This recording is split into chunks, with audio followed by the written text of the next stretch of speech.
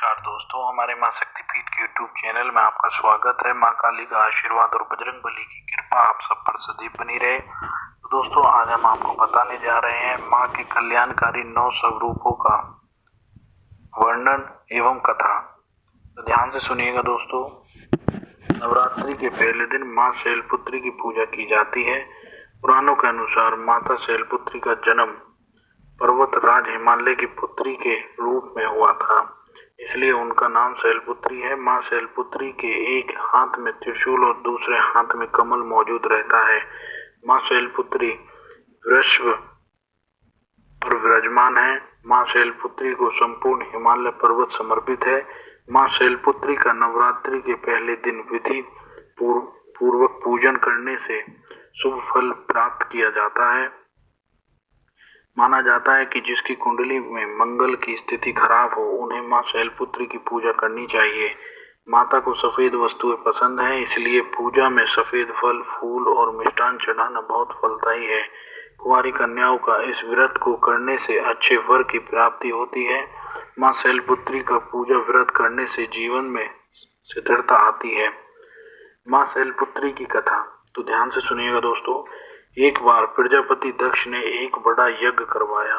उसमें उन्होंने सारे देवताओं को यज्ञ में अपना अपना भाग लेने के लिए निमंत्रित किया, परंतु शिवजी को उन्होंने निमंत्रित नहीं किया। जब नारद जी ने माता सती को ये यज्ञ की बात बताई, तब माँ सती का मन वहां जाने के लिए बेचैन हो गया। उन्होंने शिवजी को यह बात बताई, तब शिवजी ने कहा, प्रजापति दक्ष किसी बात से हमसे नाराज हो गए हैं, इसलिए उन्होंने हमें जानबूझकर नहीं बुलाया, तो ऐसे में तुम्हारा वहां जाना ठीक नहीं है। यह सुनकर माँ सती का मन शांत नहीं हुआ। उनका प्रबल आग्रह देखकर शिवजी ने उन्हें वहां जाने की अनुमति दे दी। जब माँ सती वहां पहुंची तो उन्होंने देखा कि कोई भी वहां पर उनसे ठीक से या प्रेम से व्यवहार नहीं कर रहा था। केवल उनकी माता ही उनसे प्रेम पूर्वक बात कर रही थी। तब क्रोध में आकर माता सती ने उस यज्ञ की अग्नि से अपना पूरा शरीर भस्म कर दिया और फिर अगले जन्म में पर्वत राज हिमालय के पुत्री के रूप में जन्म लिया और शैलपुत्री के नाम से जानी गई। नवरात्रि का दूसरा दिन। नवरात्रि के दूसरे दिन माँ ब्रह्मचारिणी की पूजा की जाती है। ब्रह्मा का अर्थ तपस्या होता है और चारिणी का अर्थ आचरण होता है, अर्थात तप का आचरण करने वाली माँ ब्रह्मचारिणी के दाएं हाथ में जप के लिए माला है और बाएं हाथ में कमंडल है। इन्हें साक्षात ब्रह्मा का रूप माना जाता है। माँ ब्रह्मचारिणी की पूजा करने से कृपा और भक्ति की प्राप्ति होती है। माँ ब्रह्मचारिणी के लिए माँ पार्वती के वह समय का उल्लेख है जब शिवजी को पाने के लिए माता ने कठोर तपस्या की थी। उन्होंने तपस्या के प्रथम चरण में केवल फलों का आचरण किया और फिर निराहार रह के कई वर्ष तक तपस्या करके भगवान शिव को प्रसन्न किया। देवी ब्रह्मचारिणी की पूजा से तप, त्याग, संयम की प्राप्ति होती है। माँ का यह स्वरूप अत्यंत ज्योतिर्मयी और भव्य है। माता मंगल ग्रह की शासक है और भाग्य की दाता है। माँ ब्रह्मचारिणी की कथा। माँ सती अग्नि की राख में भस्म होकर दूसरे जन्म में हिमालय की पुत्री के रूप में जन्म लिया और उनका नाम शैलपुत्री रखा गया। जब वह बड़ी हुई तब नारद जी ने उन्हें दर्शन दिए और बताया कि अगर वह तपस्या के मार्ग पर चलेंगी तो उन्हें उनके पूर्व जन्म के पति शिवजी ही वर के रूप में प्राप्त होंगे। इसलिए उन्होंने कठोर तपस्या की, तब उन्हें ब्रह्मचारिणी नाम दिया गया। उन्होंने 1000 वर्ष केवल फल फूल ही खाए और 100 वर्ष तक जमीन पर सोई, कई वर्ष तक कठिन उपवास रखे और खुले आसमान के नीचे सर्दी, गर्मी और घोर कष्ट सहे। 3000 वर्ष तक टूटे हुए बेलपत्र खाए और भगवान शंकर की आराधना की। उसके बाद कई हजार वर्ष तक निर्जल और निराहार रहकर तपस्या की। यह देखकर सारे देवता गण प्रसन्न हो गए और उन्होंने पार्वती जी को बोला कि इतनी कठोर तपस्या केवल वही कर सकती है, इसलिए उनको भगवान शिव जी ही पति के रूप में प्राप्त होंगे, तो अब वह घर जाएं और तपस्या छोड़ दें। माता की मनोकामना पूर्ण हुई और भगवान शिव ने उन्हें पत्नी के रूप में स्वीकार किया। नवरात्रि के तीसरे दिन मां चंद्रघंटा की पूजा की जाती है। मां ने मस्तक पर चंद्रमा को धारण किया है। देवी की सवारी बाघ है और 10 हाथों में कमल, धनुष, बाण, कमंडल, गदा, पुष्प जैसे अस्त्र हैं। इनके कंठ में श्वेत पुष्प की माला और शीश पर मुकुट है। अपने दोनों हाथों से वह साधकों को चिरायु, आरोग्य और सुख संपत्ति का वरदान देती है। मां चंद्रघंटा की पूजा नवरात्रि के तीसरे दिन करने से भक्तों को जन्म जन्मांतर के कष्टों से मुक्ति मिल जाती है। मां चंद्रघंटा की कथा। प्राचीन समय में देव और दानवों का युद्ध लंबे समय तक चला। देवों के राजा इंद्र और राक्षसों के राजा महिषासुर थे। इस युद्ध में देवताओं की सेना राक्षसों से पराजित हुई और एक समय ऐसा आया कि देवताओं से विजय प्राप्त कर महिषासुर स्वयं इंद्र बन गया। उसके बाद देवता भगवान विष्णु और शिव जी की शरण में गए और उन्होंने बताया कि महिषासुर ने सूर्य, इंद्र, अग्नि, वायु, चंद्रमा और अनेक देवताओं के सभी अधिकार छीन लिए हैं और उनको बंधक बनाकर स्वयं स्वर्गलोक का राजा बन गया है। यह सुनकर भगवान विष्णु और शिव जी को अत्यंत क्रोध आया। इसी समय ब्रह्मा, विष्णु और शिव जी के क्रोध के कारण एक महातेज प्रकट हुआ और अन्य देवताओं के शरीर से भी तेजमय शक्ति बनकर एकाकार हो गई। यह तेजमय शक्ति एक पर्वत के समान थी। उसकी ज्वाला 10 दिशा में व्याप्त होने लगी, जिसके प्रभाव से तीनों लोक भर गए। समस्त देवताओं के तेज से प्रकट हुई देवी को देखकर देवताओं की खुशी का ठिकाना न रहा। भगवान शिव ने उन्हें एक त्रिशूल दिया और भगवान विष्णु ने उन्हें एक छत्र प्रदान किया। इसी प्रकार सभी देवताओं ने देवी को अनेक प्रकार के अस्त्र शस्त्र दिए। इंद्र ने अपना वज्र और एक घंटा देवी को दिया। इसी प्रकार सभी देवताओं ने मिलकर देवी के हाथ में अनेक प्रकार के अस्त्र शस्त्र सजा दिए और वाहन के रूप में बाघ को दिया। और इसके बाद मां चंद्रघंटा ने महिषासुर और उसकी सेना के साथ युद्ध किया और महिषासुर एवं अनेक अन्य राक्षसों का वध कर दिया। नवरात्रि के चौथे दिन मां कुसमुंडा की पूजा की जाती है। कुसमुंडा माता ने अपनी मुस्कान से ब्रह्मांड की रचना की थी, इसलिए इन्हें सृष्टि की आदिशक्ति के रूप में जाना जाता है। कुसमुंडा माता का रूप बहुत ही शांत, सौम्य और मोहक माना जाता है। इनकी 8 भुजाएं हैं, इसलिए इनको अष्टभुजा भी कहते हैं। इनके 7 हाथों में कमंडल, धनुष, बाण, फल, पुष्प, अमृत, कलश, चक्र, गदा है। 8वें हाथ में सभी सिद्धि को देने वाली जप की माला है। माता का वाहन शेर है। माता के पूजन से भक्तों से सभी कष्टों का नाश होता है। मां कुसमुंडा का नाम का मतलब है एक ऊर्जा का छोटा सा गोला, एक ऐसा पवित्र गोला जिसने इस समस्त ब्रह्मांड की रचना की। मां कुसमुंडा की कथा। जब यह सृष्टि अंधकार में थी तब एक छोटे से ऊर्जा के गोले ने जन्म लिया और यहाँ गोला चारों तरफ प्रकाशित होने लगा और फिर उस गोले ने एक नारी का रूप लिया। वह कुसमुंडा मां के नाम से प्रचलित हुई। इनका स्थान सूर्य मंडल भीतरी लोक में है। सूर्य मंडल में निवास करने की क्षमता और किसी में नहीं है। माता ने सबसे पहले 3 देवियों की रचना की। वह 3 देवियां मां महालक्ष्मी, महाकाली और मां सरस्वती थी। महाकाली के शरीर से एक नर और नारी ने जन्म लिया। नर के 5 सिर और 10 हाथ थे, उनका नाम शिव रखा गया और नारी का 1 सिर और 4 हाथ थे, उनका नाम उन्होंने सरस्वती रखा। महालक्ष्मी के शरीर से एक नर और नारी का जन्म हुआ। नर के 4 हाथ और 4 सिर थे, उनका नाम ब्रह्मा रखा और नारी का नाम लक्ष्मी रखा गया। फिर मां सरस्वती के शरीर से एक नर और एक नारी का जन्म हुआ।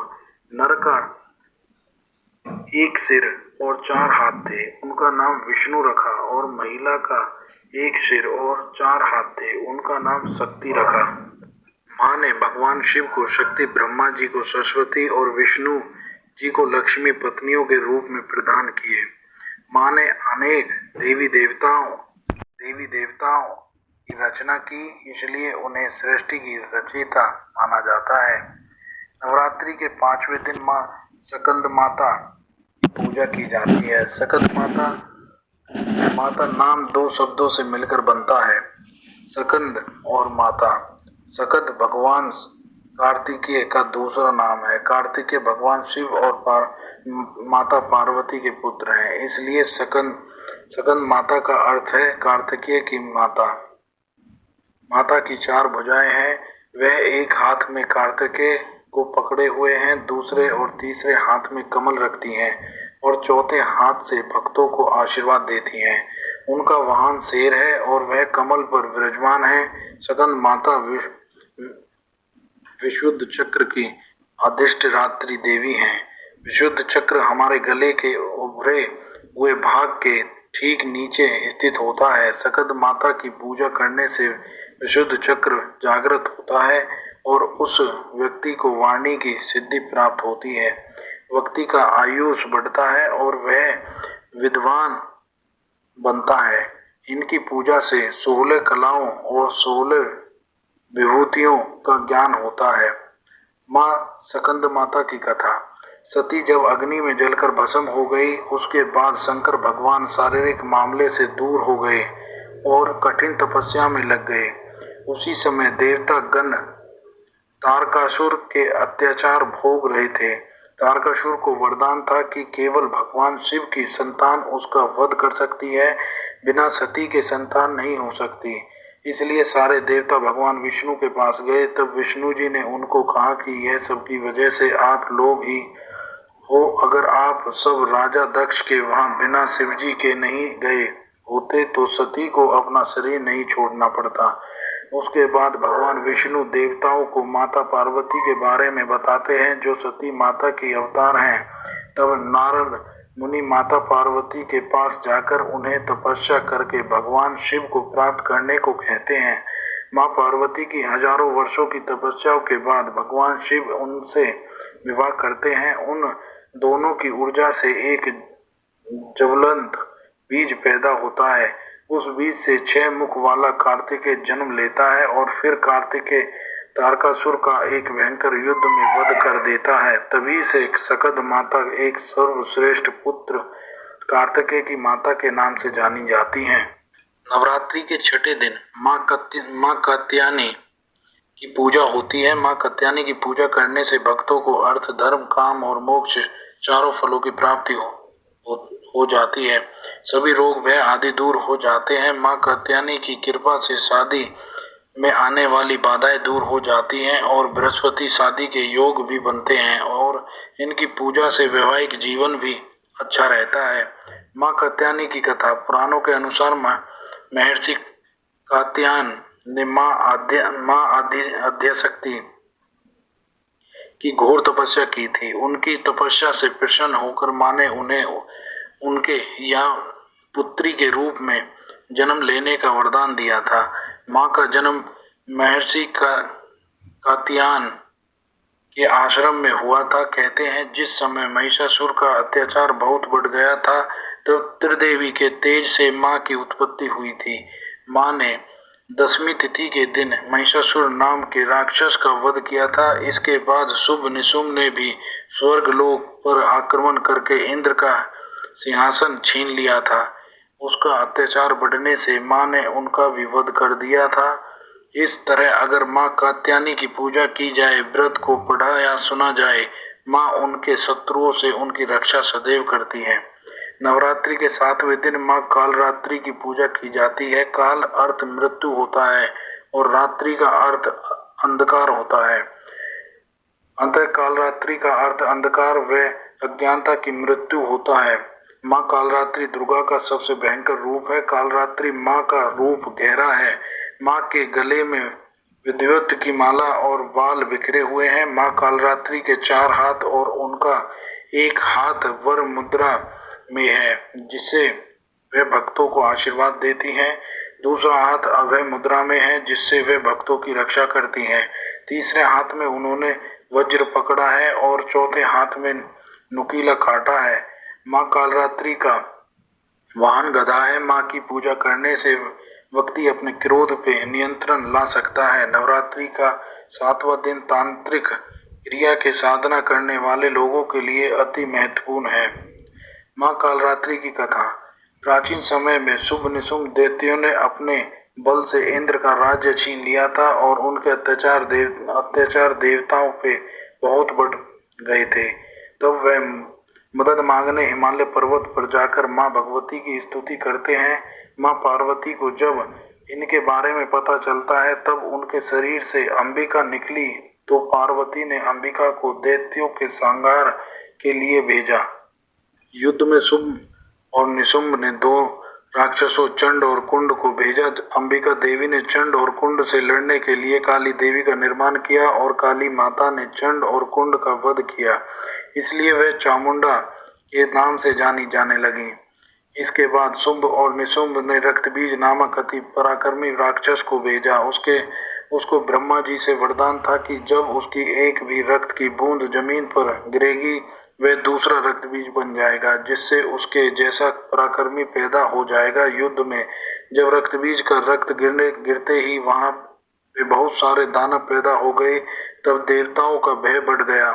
उनका भय देखकर अंबिका माँ ने माँ काली से कहा, हे चामुंडे, अपने रूप को बड़ा करो और रक्तबीज से उत्पन्न हुए सारे महिषासुरों का भक्षण करो। उसके बाद काली माँ ने अपना रूप बड़ा करके अपने त्रिशूल से रक्तबीज पर प्रहार किया।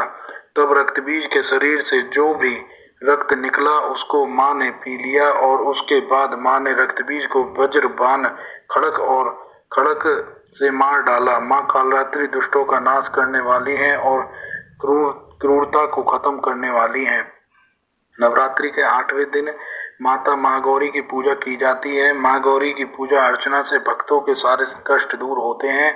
महागौरी के तेज से ही संपूर्ण विश्व प्रकाशमान होता है। इनकी शक्ति अमोघ फल देने वाली है। इनके पूजा से सौभाग्य में वृद्धि होती है। माता ने महा तपस्या करके गौर वर्ण को प्राप्त किया, इसलिए इनको महागौरी कहते हैं। माँ के 4 हाथ हैं। इनके दाहिने तरफ के ऊपर वाले हाथ में त्रिशूल धारण किया गया है और निचले वाले हाथ वरदायनी मुद्रा में हैं। बाएं तरफ के ऊपर वाले हाथ में अभय मुद्रा धारण किए हुए हैं और निचले हाथ में डमरू को धारण किया है। माँ का वाहन बैल है। महागौरी की कथा।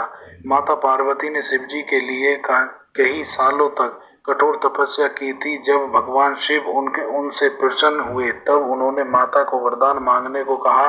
माता ने वरदान में उन्हें ही मांग लिया। माता के कई सालों तक जंगल में रहने से और भूखे प्यासे रहने से वे काफी दुर्बल और उनका रंग काला हो गया था, इसलिए शिवजी ने उन पे कमंडल डालकर उन्हें गौर वर्ण दिया।